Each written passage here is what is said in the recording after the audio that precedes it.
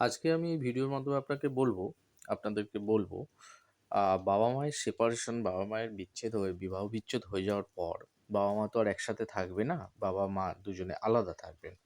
তো বাবা মায়ের বিবাহ বিচ্ছেদের পর যেহেতু বাবা মা দুজন সম্পূর্ণ আলাদা জায়গায় আলাদাভাবে থাকবে, তাহলে তাদের বাচ্চা থাকলে, তাদের সন্ততি থাকলে তাদের কি পরিস্থিতি হবে, মিন্স তারা কার কাস্টডিতে থাকবে, মানে কার হেফাজতে থাকবে। ঠিক আছে?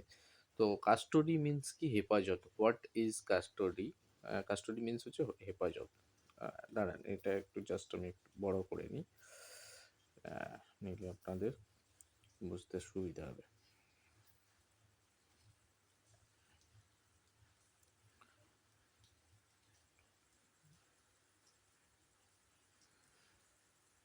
হ্যাঁ,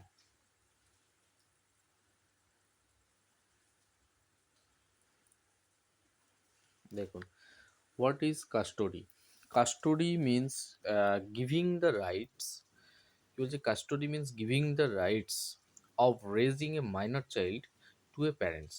কাস্টডি মানে হেফাজত, মানে একটা বাচ্চার একটা শিশুর তার দায়িত্ব তুলে দেওয়া তার বাবা মায়ের হাতে। সেটাকেই বলা হচ্ছে হেফাজত বা custody. Under normal circumstances both parents naturally have joint custody of their child. মানে আন্ডার নর্মাল সার্কামস্ট্যান্সেস, পড়তে পারছেন আশা করছি।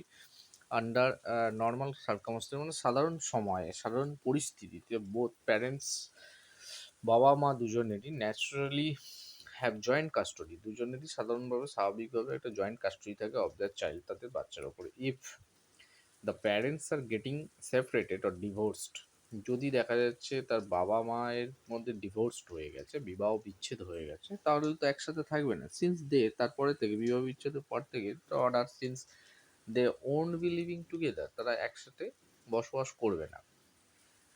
Any parent can ask for sole physical custody of the child. বাবা মায়ের মধ্যে বাবা মা দুজনেই দাবি করতে পারেন যে কার কাছে সেই বাচ্চা থাকবে, বাচ্চার কাস্টডি কার কাছে যাবে, হেফাজত কার কাছে যাবে। দ্যাট ইজ অনলি ওয়ান, যে কোনো একজনই ফিজিক্যাল কাস্টডি পাবে, will have the custody of the child. কি হয়েছে? That is only one parent will have the custody of the child. একটা মানে চাইল্ডের কাস্টডি একজনই পাবে। দেখুন, এটা বাংলাতেও আমি দেখিয়ে দিচ্ছি। হেফাজত কি? হেফাজতের অর্থ হলো একজন পিতামাতার কাছে একটি নাবালক সন্তানকে লালন পালনের অধিকার প্রদান করা। স্বাভাবিক পরিস্থিতিতে পিতামাতার উভয়েরই স্বাভাবিকভাবেই তাদের সন্তানের যৌথ হেফাজতে থাকে। এটা সাধারণ, এটা আমরা সবাই জানি। যদি পিতামাতা আলাদা হয়ে যান, বিবাহ বিচ্ছেদ হয়ে যায়, মানে সেপারেশনে থাকেন, আলাদা থাকেন, আর বিবাহ বিচ্ছেদ হয়ে যায়, যেহেতু তারা একসাথে বসবাস করবে না আর, যে কোনো পিতামাতার কারণে করতে পারেন, সন্তানের জিজ্ঞাসা করতে পারেন সন্তানের একমাত্র শারীরিক হেফাজতে, ফিজিক্যালি হেফাজতে পাওয়ার জন্য, অর্থাৎ শুধুমাত্র একজন, এরা পিতা হয়, পিতা নাহলে মাতা, যে কোনো একজনের কাছে ফিজিক্যাল কাস্টডিতে সেই বাচ্চা থাকবে। তাহলে বুঝতে পারলেন, বাবা মায়ের বিবাহ বিচ্ছেদ হয়ে যাওয়ার পর যেহেতু তারা একসাথে আর থাকবে না, অতএব সেই অনুযায়ী তাদের বাচ্চাও কোনো একজনের কাস্টডিতে থাকবে ফিজিক্যালি।